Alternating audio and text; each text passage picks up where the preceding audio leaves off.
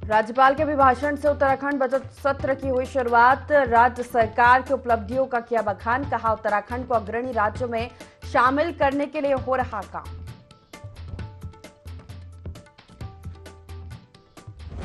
मुख्यमंत्री पुष्कर सिंह धामी ने की विधानसभा अध्यक्ष रितु खंडूड़ी से मुलाकात। सत्र को लेकर हुई मुलाकात। नेता प्रतिपक्ष यशपाल आर्य ने सीएम से की मुलाकात।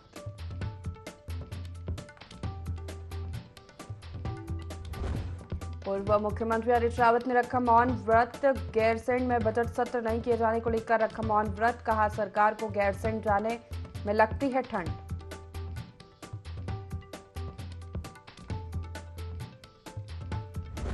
उत्तराखंड के 7 जिलों में आज से बारिश बर्फबारी की संभावना। मौसम विभाग ने सोमवार और मंगलवार को बारिश के जताए आसार। ऊंचाई वाले इलाकों में बर्फबारी की संभावना।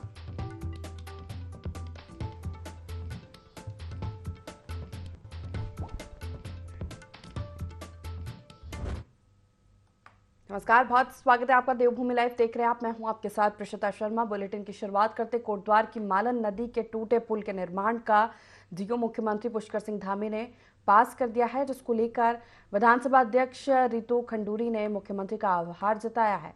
साथ ही जल्द इस पुल का निर्माण कार्य भी शुरू हो जाएगा। बता दें, मालन नदी पर बना पुल का एक हिस्सा बरसात के समय ढह गया था, जिसको बनाने के लिए स्थानीय जनता मांग कर रही थी। ये पुल कोटद्वार को भाबर क्षेत्र से जोड़ता है और इस पुल की लागत 26 करोड़ 75 लाख है।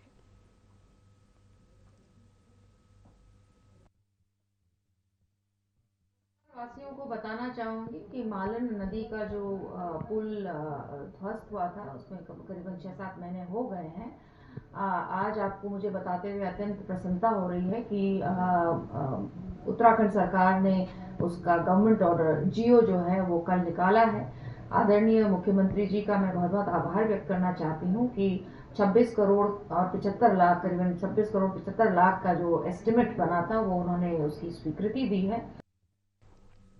हाईकोर्ट की फटकार के बाद 10 सालों बाद 30 बेड का सामुदायिक स्वास्थ्य केंद्र हल्दूचौड़ का शुभारंभ हो गया है। विधायक डॉक्टर मोहन सिंह बिष्ट, पूर्व कैबिनेट मंत्री हरीश चंद्र दुर्गापाल और सीएमओ डॉक्टर श्वेता भंडारी ने संयुक्त रूप से फीता काट कर शुभारंभ किया। बता दें कि 30 बेड के अस्पताल की नींव 2014 में कांग्रेस के शासनकाल में रखी गई थी, जिसका निर्माण कार्य अक्टूबर 2022 में पूरा हुआ, लेकिन प्रशासन की लापरवाही से अस्पताल सफेद हाथी बनकर रह गया था। 9 साल बाद क्षेत्र के समाजसेवी गोविंद बल्लभ भट्ट ने हाईकोर्ट में याचिका दायर कर अस्पताल खोले जाने का आग्रह किया था। सरकार से निवेदन है कि आपने हाईकोर्ट में जो एफिडेविट दिया है, इतने डॉक्टर देंगे, इतने ये चीज़ें देंगे, उसको आप पूर्ति करें। 8 मार्च तक आपका समय है। अगर 8 मार्च तक आप नहीं करेंगे तो मैं पुनः फिर चीफ जस्टिस के पास ये यहाँ की समस्या को रखूँगा। जबकि ये 30 बेडों का है, ये एक सामान्य सा ही बच्चों को झुंझुना दिखाया गया है। हॉस्पिटल है और इसमें ओपीडी चलेगी। 24/7 जो इमरजेंसी सेवाएं रहेंगी। एक्सरे अल्ट्रासाउंड की कोई सुविधा नहीं है अभी फिलहाल। तो ओपीडी चलेगी, इमरजेंसी चलेगी और लैब की सुविधा है। टंडन वाले जो है यहाँ पे वो करेंगे और इमरजेंसी 24/7 रहेगी। विधानसभा के बजट सत्र की शुरुआत हो गई है और बजट सत्र में विपक्ष ने अपनी सकारात्मक भूमिका निभाने की बात कही है। कार्य मंत्रणा समिति में विपक्ष को नहीं बुलाए जाने पर नेता प्रतिपक्ष ने सरकार पर हमला बोला है। चलिए अगली खबर का रुख करते। उत्तराखंड विधानसभा में धामी सरकार के बजट सत्र की शुरुआत हो चुकी है। सत्र के पहले दिन राज्यपाल का अभिभाषण हुआ, जिसमें अभिभाषण के माध्यम से जनता को राज्य सरकार की उन सभी जन कल्याणकारी नीतियों को बताने का कार्य हुआ, जिससे प्रदेश विकास के पथ पर अग्रसर हो सकता है। गैरसैंण में सत्र न आहूत करने पर संसदीय कार्य मंत्री प्रेमचंद अग्रवाल ने कहा कि उनके द्वारा विधायकों की भावनाओं का सम्मान किया गया है, जिसने पक्ष और विपक्ष के विधायकों ने इस सत्र को देहरादून में कराने की मांग की थी। सत्र का शुभारंभ हो गया है और माननीय राज्यपाल जी ने सरकार की उपलब्धियों को लेकर अपना अभिभाषण दिया। मैं सरकार की ओर से उनका बहुत धन्यवाद कर रहा हूं, अभिनंदन कर रहा हूं। कार्यमंत्रणा समिति की बैठक के लिए सभी को आमंत्रण दिया गया था। उस कार्यमंत्रणा समिति में जिस समय ये बैठक आहूत की गई, उससे पहले मैंने नेता प्रतिपक्ष जी से, माननीय प्रीतम सिंह जी से मैंने खुद ने आग्रह किया था टेलीफोन करके देखिए, गैरसैंण का जहां तक बात है, मैं अनेकों बार आपसे बता चुका हूं, मैं दोहराना चाह रहा हूं कि माननीय विधायक गणों के द्वारा जिस प्रकार से लिखित में अध्यक्ष विधानसभा जी को एक प्रतिवेदन दिया गया कि आप ये वाला सत्र देहरादून में करें, उनकी भावनाओं का सम्मान करते हुए सरकार ने निर्णय लिया कि हम लोग ये सत्र देहरादून में करेंगे। और उस पत्र में कांग्रेस के विधायक भी, निर्दलीय विधायक भी, अन्य विधायकों के भी सिग्नेचर थे। प्रधानमंत्री नरेंद्र मोदी ने उत्तराखंड को स्वास्थ्य क्षेत्र में करीब 13 योजनाओं की सौगात दी है। प्रधानमंत्री ने राजकोट से वर्चुअल माध्यम से स्वास्थ्य योजनाओं का उद्घाटन किया। सुभाष रोड स्थित एक होटल में राज्य स्तरीय कार्यक्रम का आयोजन स्वास्थ्य मंत्री डॉक्टर धन सिंह रावत की अध्यक्षता में किया गया। इस अवसर पर स्वास्थ्य मंत्री धन सिंह रावत, राजपुर विधायक खजवान दास और लैंसडाउन के विधायक दिलीप रावत ने खाद्य पदार्थ की गुणवत्ता जांच के लिए 2 सचल खाद्य परीक्षण विश्लेषण शाला का शुभारंभ किया। धन सिंह रावत ने कहा कि इससे खाद्य पदार्थ का परीक्षण किया जाएगा और 4 धाम यात्रा मार्ग, पर्यटक स्थलों, कावड़ यात्रा मार्ग, सचल खाद्य परीक्षण विश्लेषण शाला को संचालित किया जाएगा।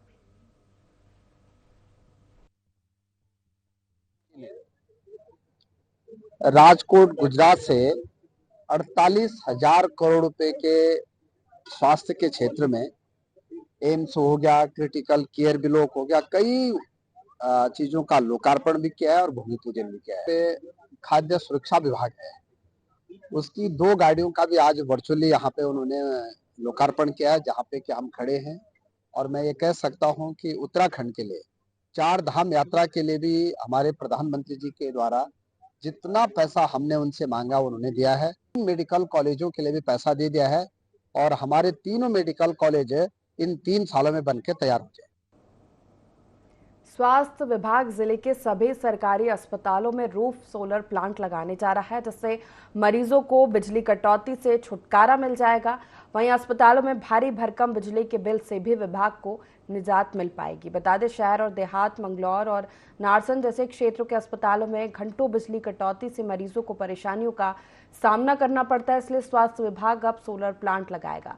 सिविल अस्पताल में 100 और 150 केवी के 2 सौर ऊर्जा प्लांट लगाए जाएंगे। सीएमओ का कहना है कि नीति आयोग से फंड प्राप्त हुआ है, साथ ही ग्रामीण क्षेत्रों में डिलीवरी के लिए लोग अन्य जगहों के चक्कर काटने पड़ते हैं, लेकिन जल्द सभी सुविधाएं अस्पतालों में दी जाएगी। साथ ही सोलर प्लांट लगने से बिजली बचत, साथ हम बिजली बेच भी सकते हैं।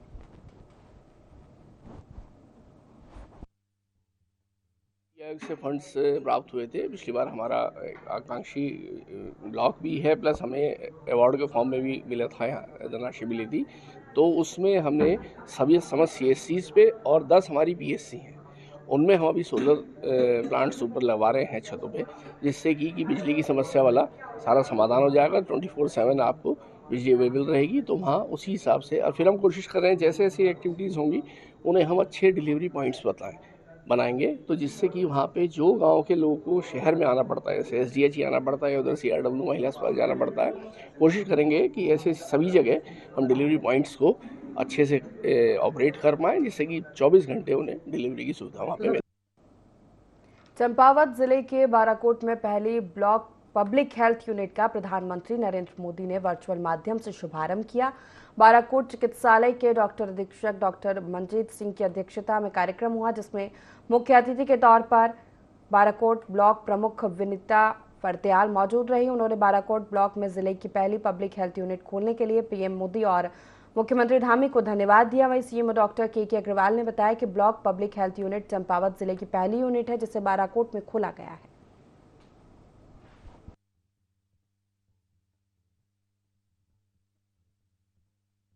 साहब मोदी जी के द्वारा किया गया है और ये ब्लॉक पब्लिक हेल्थ यूनिट पहली चंपावत की यूनिट है, जो कि बाराकोट में पूरी तरह बनके तैयार हो चुकी है। इसका मेन फंक्शन जो हुआ, इसमें इन्वेस्टिगेशंस डिसीज़ के जांचें जो होती हैं, मरीजों की जांचें की जाएंगी और ब्लॉक के जो भी डाटाज हैं डिसीज़ प्रिवलेंस के, डिसीज़ कौन सी डिसीज़ ऊपर जा रही है, बढ़ रही है, कौन सी डिसीज़ कम हो रही है, वो डाटा इसमें संग्रहित किए जाएंगे। संत निरंकारी मिशन द्वारा प्रोजेक्ट अमृत के अंतर्गत स्वच्छ जल स्वच्छ मन परियोजनाओं के दूसरे चरण में समूचे भारतवर्ष के लगभग 1500 से ज्यादा स्थानों के 900 शहरों के 27 राज्यों और केंद्र शासित प्रदेशों में एक साथ सफाई अभियान चलाया गया। इस परियोजना के अंतर्गत संपूर्ण भारतवर्ष के विभिन्न स्थानों के समुद्री तटों, नदियों, झीलों, तालाब को झरनों जैसे जल निकायों की स्वच्छता पर ध्यान केंद्रित किया गया और उन स्थानों की साफ सफाई की गई। पर्यावरण संरक्षण के लिए चलाई जा रही इस परियोजना की समाज के हर वर्ग द्वारा प्रशंसा और सराहना की गई। देश भर नहीं बल्कि विदेश भर में भी ये प्रोजेक्ट अमृत के अंतर्गत सारे रिवर बैंक्स को क्लीन कर रहा है, जिसमें हमारा नारा है स्वच्छ जल स्वच्छ मन। इसमें हम जितने भी रिवर बैंक्स है उसे ढंग से क्लीन कर रहे हैं ताकि हमारा मन भी स्वच्छ रहे और जो हमारे आगे पीछे जहाँ पे हम एनवायरनमेंट पे रहते हैं वो भी उतना ही स्वच्छ रहे। प्रोजेक्ट अमृत स्वच्छ जल स्वच्छ मन के तहत पूरे भारतवर्ष के ये 900 शहरों में और 27 प्रदेशों में चल रहा है, जिसमें लगभग 1500 स्थानों पर ये स्वच्छ जल स्वच्छ मन के तहत जितने भी नदी नाले हैं या ऐतिहासिक नदियां हैं, कुएं हैं, ऐसे स्रोत जहां पर जो ऐतिहासिक हैं उनकी साफ सफाई करने का निरंकारी मिशन ने, और एक एक भाई बहन दिल से लगे हुए हैं, सुबह से लगे हुए हैं। तो ये सिर्फ प्रेरणा है सदगुरु माता जी की। हम सभी का धन्यवाद करते हैं कि आप लोग आए इसी से। और जो स्वच्छ जल स्वच्छ मिशन जो आज उनकी जन्मोत्सव पर्व में मनाया जा रहा है, निश्चित तौर पे एक समाज में संदेश देने के लिए काफ़ी है। और जिस तरह से टीम, पूरी मिशन की टीम बिल्कुल ग्रास रूट पर काम कर रही है, तो इससे एक प्रेरणा मिलेगी समाज में। हमारा तमाम जो गंदगी है, जो तमाम जल प्रदूषित हो रहा है, पूरा वायु प्रदूषण की बात करें, जिस तरह से भी प्रदूषण हो रहा है उसको मिटाने की दृष्टि से ये मैं समझता हूँ बहुत अच्छा संदेश है। तमाम इस तरह से अगर अभियान चलाते रहेंगे तो निश्चित तौर पर ये जो गंदगी है, जो तमाम ये पर्यावरण दूषित हो रहा है, उससे निजात मिलेगी। शहीद चंद्रशेखर चौक स्थित गंगा घाट पर लोकतांत्रिक जन मोर्चा ने रुड़की को जिला बनाओ की मांग को लेकर शाल धरना प्रदर्शन किया। इस दौरान कांग्रेस विधायकों ने भी लोकतांत्रिक जन मोर्चा संयोजक सुभाष सैनी की मुहिम को समर्थन दिया और बजट सत्र में रुड़की को जिला बनाने की मांग को उठाने का आश्वासन दिया। वहीं सचिन गुप्ता, फरमान त्यागी एडवोकेट ने भी धरना प्रदर्शन को समर्थन देते हुए सुभाष सैनी के प्रयासों की सराहना की। संयोजक सुभाष सैनी ने कहा कि भाजपा ने रुड़की को संगठनात्मक दृष्टि से जिला बनाया, लेकिन प्रशासनिक तौर पर जिला नहीं बना पाई। सरकार को रुड़की शहर से सिर्फ राजस्व चाहिए, यहाँ की तरक्की नहीं।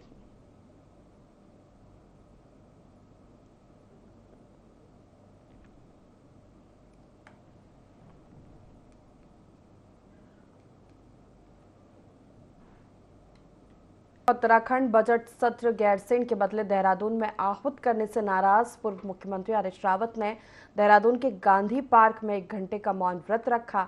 वहीं हरीश रावत के साथ कांग्रेस के कई पदाधिकारी और कार्यकर्ता भी शामिल हुए। हरीश रावत का कहना है कि गैरसैंण हिमालयी राज्य का प्रतीक है और हिमालय का स्वभाव है शीतलता, ठंडक। हिमालय राज्य में बर्फ भी पड़ती है। यदि सरकार को गैरसैंण जाने में ठंड लगती है तो ये हिमालय राज्य की अवधारणा का अपमान करना है। और विधानसभा ने सर्वसम्मति से पारित किया कि विधानसभा का बजट सत्र गैरसैंण में आयोजित किया जाएगा, तो सरकार क्यों पीछे हट रही है।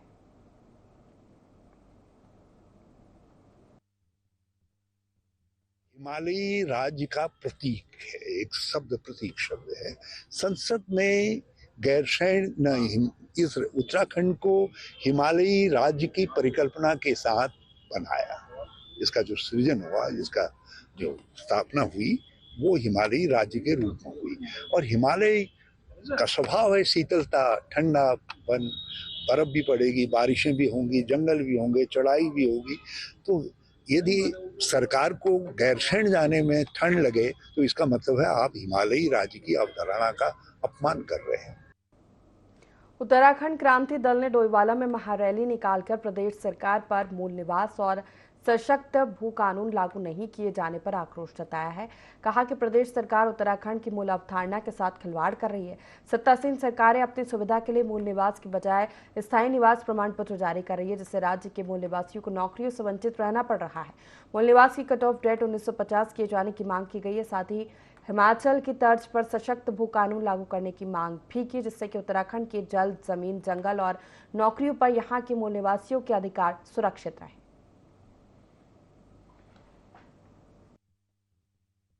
उत्तराखंड क्रांति दल की स्थापना की थी, जिसमें doctor D Pant vice chancellor को अध्यक्ष बनाया था। मैं उसका जनरल सेक्रेटरी रहा हूँ और हमने इसलिए बनाया था कि जैसे अन्य हिमालय राज्य हैं उसी तरह उत्तराखंड भी होगा। लेकिन 23-24 साल में जो है यहाँ केवल मुख्यमंत्री बदल रहे हैं, नीतियाँ बदल रही, पार्टियाँ बदल रही, शासन बदल रहा, लेकिन पहाड़ के लोगों की एक भी आज 50 लाख आदमी जो है यहाँ से माइग्रेटेड हो गए। पूरा उत्तराखंड सड़कों पर है। मुझे बताओ पहले रोजगार कहाँ है, कहाँ रोजगार के साधन है। जब हमारा उत्तराखंड राज्य लागू बना था तो उस टाइम पे यहाँ पे एक मैनिफेस्टो लागू हुआ था कि यहाँ के बच्चों को 80% रोजगार दिया जाएगा। लेकिन मैं आज भाजपा सरकार से पूछना चाहती हूँ और कांग्रेस सरकार ने भी शासन किया है, उनसे भी पूछना चाहती हूँ क्या उन्होंने इस मैनिफेस्टो को लागू किया। ये जल जंगल जमीन की लड़ाई है, ये हमारे अधिकार है, हम किसी से भीख नहीं मांग रहे, ये अधिकार है हमारा। उत्तराखंड का युवा सब बेरोजगार हो गया है। इनका एक मोटा सा वो है कि पहाड़ों में जो है रोजगार इनको दो नहीं, शिक्षा इनको दो नहीं, स्वास्थ्य इनके दो नहीं, सारी सुविधाएं मत दो ताकि ये वहाँ से पलायन करके नीचे आ जाएं। बिल्कुल हम तो सड़कों पे हैं, हम तो आंदोलनकारी लोग हैं। सड़कों पे आंदोलन आपको दिख रहा है शुरू हो गया है और इसका बहुत गांव-गांव तक श्रीनगर में भी रैली होने वाली है।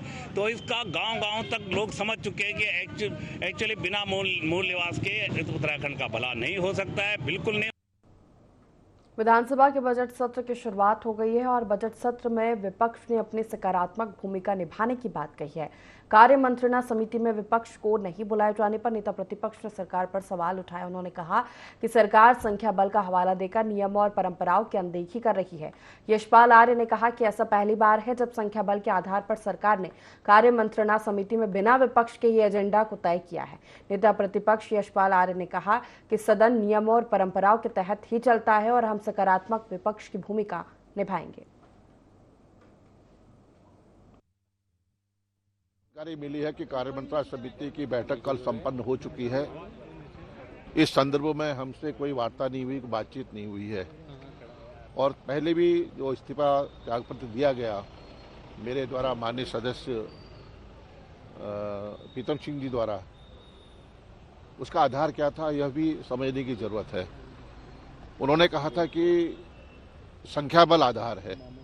जब संख्या बल आधार है तो फिर उस बैठक में कार्यमंत्रणा समिति के बैठक में बने रहने का कोई औचित्य नहीं है। और जिस तरह से कल कार्यमंत्रणा समिति की बैठक हुई, हमें दूरभाष से कहा गया कि आप इसमें शामिल हो जाइए। हमने कहा इस पर बातचीत करेंगे क्योंकि उस वक्त हमारी विधानमंडल दल की बैठक हो रही थी। रुड़की शहर विभिन्न विशेषताओं को लेकर अपनी अलग पहचान रखता है। यहाँ उच्च स्तरीय शिक्षण संस्था होने के साथ ही खेल के क्षेत्र का भी बड़ा हब है। यहाँ hockey, football, cricket, rugby, badminton खेलों के साथ ही कैनोइंग, कायाकिंग के एथलीट भी देश भर का नाम विश्व पटल पर ऊंचा कर रहे हैं। इसी कड़ी में सितंबर महीने से अक्टूबर तक चीन में आयोजित कैनोइंग प्रतियोगिता में शिवालिक वाटर स्पोर्ट्स के एथलीट अर्जुन ने एशियन गेम्स में भारत को मेडल दिलाया, जो भारत को करीब 29 साल बाद मिला है। अर्जुन सिंह की इस उपलब्धि पर उनके लिए स्वागत कार्यक्रम आयोजित किया गया, जिसमें अर्जुन सिंह, उनकी माता व कोच को सम्मानित किया गया।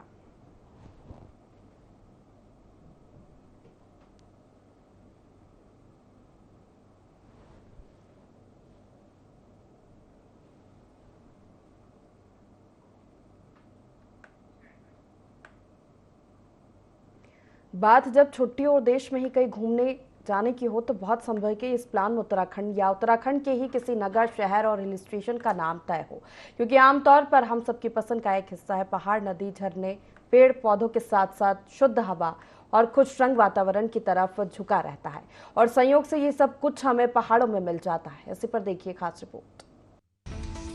हर मौसम में उत्तराखंड में पर्यटकों का मेला लगा रहता है, जिससे प्रदेश के पर्यटन को भी भारी मदद मिलती है। और इन दिनों विंटर डेस्टिनेशन की वजह से हाल ही में हिम क्रीड़ा स्थली औली में एक बार फिर से हिमपात होने के बाद उत्तराखंड की धरती पर्यटकों से गुलजार हो गई है। वहीं जोशीमठ नगर के ऊपरी क्षेत्र के सीमांत गांवों में भी जबरदस्त हिमपात होने से काशितकारी करने वाले लोगों के चेहरे खिल उठे हैं। पश्चिमी विक्षोभ का जबरदस्त असर हिम क्रीड़ा स्थली औली में देखा गया है, जहां बर्फबारी के बाद मनोहर दृश्य देखने को मिल रहा है। औली से लेकर गोरसो, बुग्याल तक का पूरा क्षेत्र बर्फ की सफेद चादर ओढ़े हुए है, जो कि बहुत ही खूबसूरत नजर आ रहा है। अच्छी बर्फबारी होने से गढ़वाल मंडल विकास निगम समेत अन्य प्राइवेट कंपनियों के स्नो स्कीइंग ट्रेनिंग कोर्स में भी औली की बर्फ वाली ढलानों पर फिर से शुरू हो चुके हैं। बहुत ही शानदार लग रहा है, बहुत ही मज़ा आ रहा है। हमने फैमिली के साथ बहुत इंजॉय किया। हमने स्केट वगैरह भी किया, बर्फ़बारी भी हुई और काफ़ी सारी राइड्स का मज़ा लिया। जैसे कि गुलमर्ग, सोनमर्ग एकदम बढ़िया लग रहा है, एकदम बहुत ही अच्छा लग रहा है। आने के बाद ऐसे लग रहा है कि मिनी स्विट्जरलैंड, स्वर्ग में आ गए। आनंद तो बहुत ले रहे हैं, सब खेल रहे हैं, स्लाइडिंग कर रहे हैं, बच्चों के साथ एंजॉय कर रहे हैं, मैगी खा रहे हैं हम लोग यहाँ पे। सबसे बढ़िया तो यही है कि मैगी का मसाला हो, जहाँ पे भी आ रहे हो आप मैगी खाओ। आप कहीं बाहर मत जाओ, न्यूजीलैंड कहीं जाने की कोई ज़रूरत नहीं है। आप ओली में है, आपको नेक्स्ट यही इंडिया का न्यूजीलैंड यहीं दिख जाएगा। आपको कहीं जाने की ज़रूरत भी नहीं है, ना ही कश्मीर जाओ, कहीं मत जाओ, ओली आओ और एंजॉय करो और मैगी खाओ। छुट्टियों के लिए पहली पसंद ठंड, जाना चाहते हैं वेकेशन तो चुनो हिल स्टेशन। पर्यटक प्रदेश और पर्यटन के लिए लाभकारी, खुशरंग और खुदरंग है पहाड़ों का वातावरण।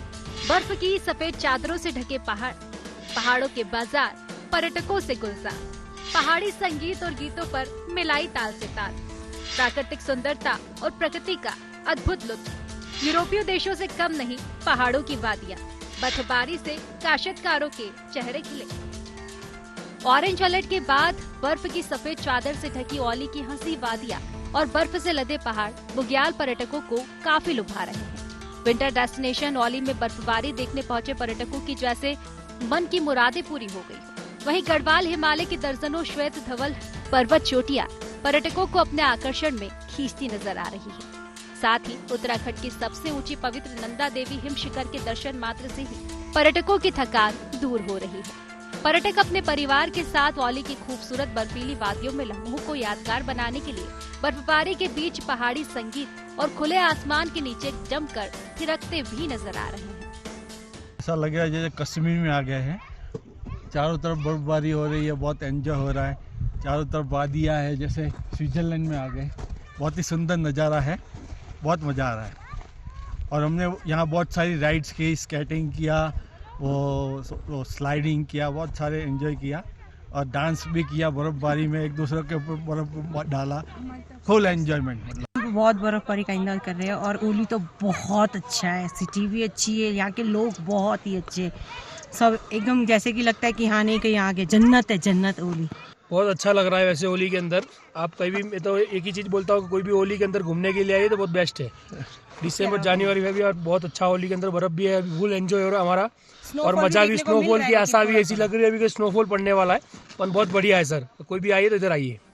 औली की बर्फीली वादियों में पर्यटक किस कदर खोए हुए हैं, इसका अंदाजा इस बात से लगाया जा सकता है कि देश के विभिन्न हिस्सों से आए पर्यटक भी पहाड़ी संगीत और गीतों पर ताल से ताल मिलाकर बर्फ के फुहारों के साथ जमकर आनंद उठा रहे हैं। वहीं कुछ पर्यटक चाहे लिफ्ट से लेकर fun skiing, tube tyre riding और स्नो ट्रैकिंग का भी लुत्फ उठा रहे हैं। आपको बता दें कि औली पहुंचे पर्यटकों ने अपने अनुभव साझा करते हुए बताया कि विंटर डेस्टिनेशन औली में न्यू डेस्टिनेशन के साथ साथ प्राकृतिक सुंदरता और प्रकृति का अद्भुत अनुपम उपहार छिपा हुआ है, जो कि किसी भी अनुभव में न्यूजीलैंड, फिनलैंड और यूरोपीय देशों से कम नहीं है। अपनी छुट्टियों को सार्थक और अद्भुत अनुभव से भरने के लिए एक बार जरूर औली की खूबसूरत वादियों के नजारों का लुत्फ उठाना चाहिए। औली जोशीमठ से संजय कुंवर की रिपोर्ट। इसी के साथ फिलहाल इस बुलेटिन में इतना ही। लगातार खबरों के लिए देखते रहिए IND24। नमस्कार।